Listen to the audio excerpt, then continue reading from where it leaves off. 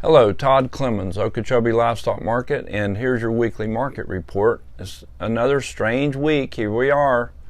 We've got a hurricane sitting off the coast out there, 25-foot waves, storm surge 3 to 5 feet, Fort Pierce and Vero Beach, and all you guys over there on the beach, those dunes are maybe coming up onto the A1A again. We've seen that happen before, but that's awful, and I'm sorry that that's going to happen, but I hope you guys pull through good over there on the coast. And talked to Robert Karen yesterday. Man, what a neat guy.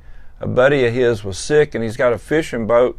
And Robert, after he brought cattle into the sale, was headed out to go get that fishing boat and drive it down the intercoastal, all the way down to Stewart or somewhere down there where it wouldn't get wrecked out in the hurricane. And he was just doing that because he's that kind of guy. So good for you, Robert. Hope you guys are safe over there. We did have a sale Tuesday, even though it was not very big, which could have been a blessing in disguise with this storm headed our way. Probably not good to have a lot of cattle sitting underneath the barn and something happened to them. So, people that needed to sell cattle did, and those that could waited, and so it all worked out good. We had a little over 700 head yesterday, and we should have had probably 12 or 1300, I imagine, so we won't be that too far behind. And speaking of being behind, we're a little bit behind for the year head count wise, but pretty close to what we were last year. We only have one more sale next week before Thanksgiving, and after Thanksgiving we have 2 sales in December before the Christmas break, which that means only 3 more weeks of sales. So if you plan on selling anything before the end of the year, time is running out. And we hope the conditions are good and we don't get too much rain, we don't get flooded out, where you guys can get out there and get those calves that you need to sell before the end of the year. And then we also had election night. Big day yesterday. Florida, man, I tell you what, DeSantis and Marco Rubio and those guys really did a good job on their campaigns, and they're back again. And I don't know what your political persuasions are, but I just kind of hope things stay as good as and free and open and clear here in Florida. That's why so many people are moving down here every day, because you can move around down here, you can get things done and not feel like you're weighted down with all the stuff that's going on. And across the whole country, it looked like things kind of went the way of the Republicans pretty good. They gained some seats in the House and the Senate. The Warlock Herschel Walker deal in Georgia, it looks like it's going to come down to that one seat again, like it did, when was it, a couple years ago, or whichever election that was, where they were tied and they had to have a runoff back then, and it just came down to whoever won that race. And so Herschel Walker put up a good fight, and it came out neck and neck, and they're going to have a runoff up there.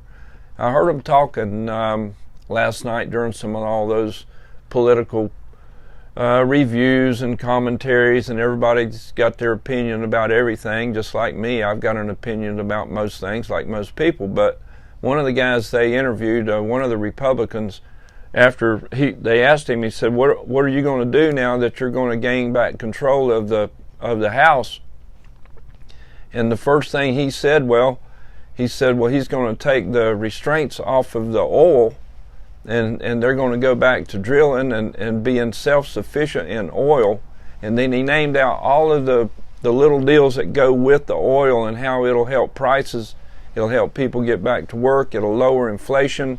Cost of diesel fuel and gas will go down. Anyway, he spelled it all out, and it made real sense to me. And that'd be the first thing I do too, man. I just don't know about this using up our national reserves, getting down to where we don't have any fuel, and we're dependent on other countries for fuel. And those other countries, some of them even spend money and help the terrorist organizations, and who knows what all they're doing.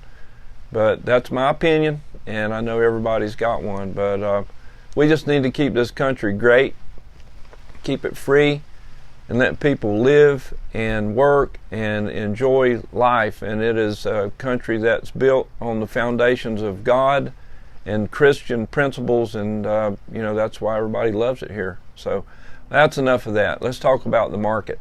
We saw a pretty good improvement in calf prices yesterday. Might have had something to do with the lower supply, but we did see some 5-weight calves bring up there around 180 or better. And some 6-weight calves are pushing 160. So we're getting up there again where we need to be, and keep saying these 5-weight calves are going to bring $2. They're bumping it. And box beef prices are higher. It's going up this time. Packers are making money. They're killing a lot of cattle on a weekly basis, and they're going to run out. They're picking them really clean, really short in the feedlots.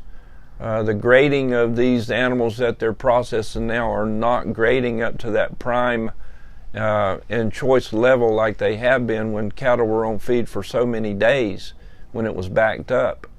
So there's a big differential between the choice price and the select prices, like $30. And if you go to the grocery store and you're buying meat, I just actually last week went to Trader Joe's and picked up a ribeye, and it said born, raised, and harvested in the USA. Now, and it was probably choice. It was not prime because the price of it was a little bit higher than the next package of meat sitting next to it that only said product of the USA, and you can only imagine where that came from. It did not label born, raised, and harvested here.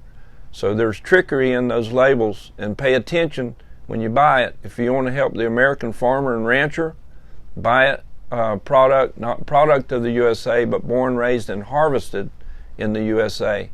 There's a little bit of price differential, but you're helping somebody here domestically and not sending that money to Brazil or somewhere else. Speaking of that, imports are up, and exports are too, but imports are even as up percentage-wise compared to exports. And do you know where 75% of that imported meat comes from? Take a guess. Brazil. Who are two of the owners, the foreign owners of the 4 big major packers? Brazilians. There's a problem there with that too. Will country of origin labeling fix all the problems? Maybe, maybe not. I doubt it will. I don't think it'll hurt anything.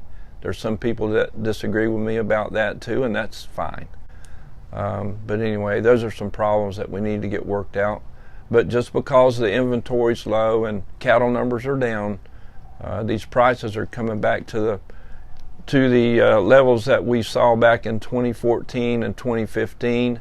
But we do need it to trickle back down to the producers, the guys that's raising these calves, and we need to promote the cattle industry and keep these ranchers in business. So prices did show an increase on the feeder calf side. The slaughter cows and bulls sold pretty steady. Takes a really good cow to bring up in the mid to upper 70s. Most of your cows now, just regular medium framed cows, are bringing in the upper 50s to mid 60s. A few cows hit 80 or better. We had some really good bulls. I do remember, I think it was Dr. Harvey, had some really nice bulls in here that brought over $1. They were weighing on up there around 1,900 pounds. They were good yielding bulls, and they were bringing around $1.04, $1.05. So those prices have held up pretty good. So all in all, hope everybody makes it through this little weather event we're having. Old Hurricane Nicole sitting off out there. Don't think it'll do a whole lot of damage inland by the time it gets to Okeechobee, and a little bit of rain wouldn't hurt us a bit where we are. So anyway, I hope everybody comes through okay, and we'll be closed this afternoon, and then tomorrow our office will be closed until tomorrow afternoon after the storm passes. We don't want any trucks or any people in harm's way out there in the middle of a hurricane. So the high prices this week, Bar W Ranch from Fort Pierce topped the calf market with a little 185-pound steer calf that brought $2.85, bought by Foy Reynolds.